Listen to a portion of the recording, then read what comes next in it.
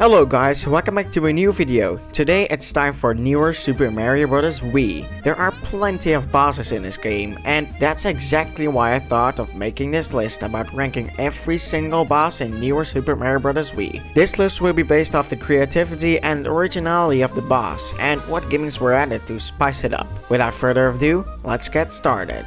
16. Lari, by far the easiest boss as well. This battle is literally a joke. You just hit it 3 times on the head. Now, yes, I know that's the case for all the Koopalings, but this one has virtually no obstacles at all. This makes this battle laughably easy. 15. Iggy. This one is literally the same thing as the last one, but now there are semi-solid platforms in the way. Big step up, I know. 14. Ludwig von Koopa. Again, you smack the bad boy 3 times on the head, but instead of no platforms at all or still platforms, there now are moving platforms, making it very slightly more difficult. Ludwig also glides in the air for a split second, but to be honest, this battle takes next to no effort to win. 13. Morton Koopa Jr. And this is the first Koopaling with a real attack besides throwing fireballs, the almighty ground pound. This can stun you if you're standing on the ground, but really, this attack is so easy to dodge that it's barely a hindrance at all. Also, Morton will be gone in 3 seconds, so you probably won't even see this attack.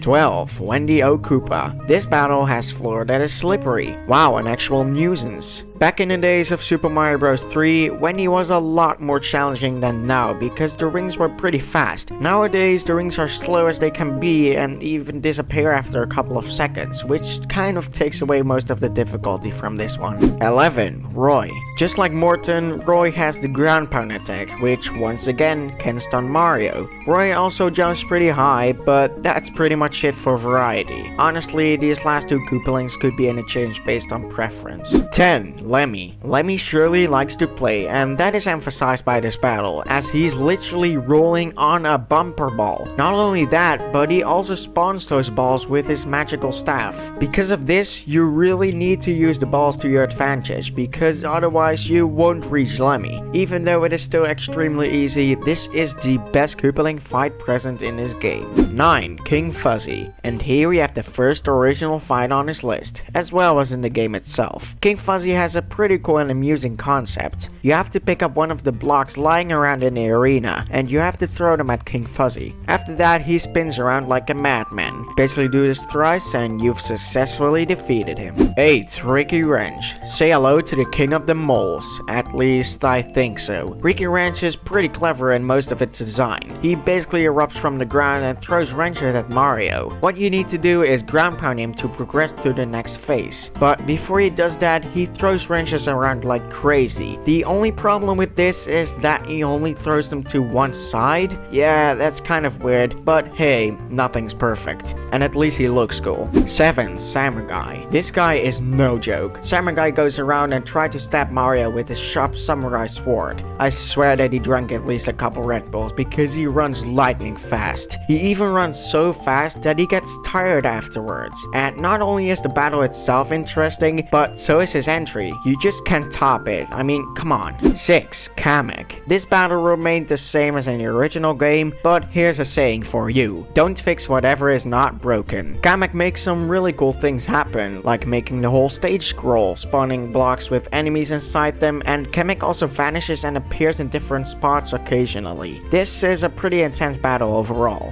5. Bulosses. The concept of his fight matches quite much with the one from King Fuzzy. You have to throw shining blocks at Bulosses, but this time you do this to bounce him backwards. This means you constantly have to throw blocks at him because otherwise he's just gonna return to the spot he came from. You basically do this until you can press the switch turning on the lights, and in the second fight there even are spikes in the ground making the battle a little bit harder. 4. Mega Topman. By far the most nostalgic boss for me. This little, or well, big fellow is actually modeled after a Topman from Super Mario Galaxy, but the fight itself is amazing as well.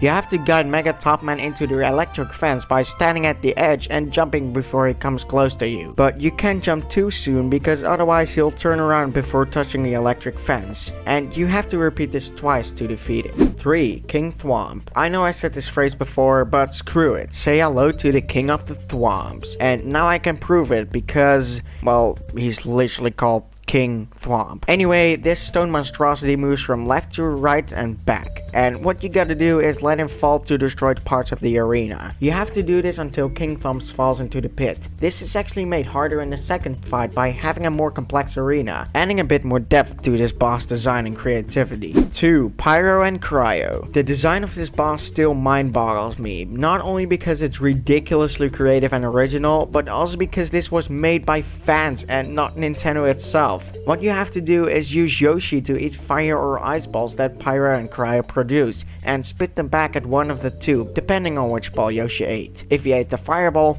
you have to spit it back at Cryo, and if he ate an ice ball, you have to spit it back at Pyro. After doing this, they shrink in size, and after 3 times of spitting the balls back at the same guy, he actually turns into Oblivion and the fight is done. This battle was extremely close to being number 1, but another one had to top it. And number 1 is Bowser. It seems pretty obvious to put Bowser at number 1 because in most 2D Mario games his fight is really cool, and this one is surely no exception. The first phase is actually pretty interesting as there are several switches you have to press with each one dropping an exploding spiky ball. And then the second phase is just chaos. You have to use the vehicle you fly in and fire cannonballs at Bowser to hurt him. While this is going on, you have several obstacles to avoid, like amps or meteors. You have to hit Bowser pretty many times to defeat him, and when you finally hit him enough times, he breathes a gigantic flame and even gets caught up in a propeller of the ship and plummets to his death. Man, is that death satisfyingly great to watch. But that's all for this video. I hope you enjoyed it. I sure did, because man, this game is great. If you did too, make sure to leave a like and subscribe for more content. I hope to see you in the next video, and as always, goodbye.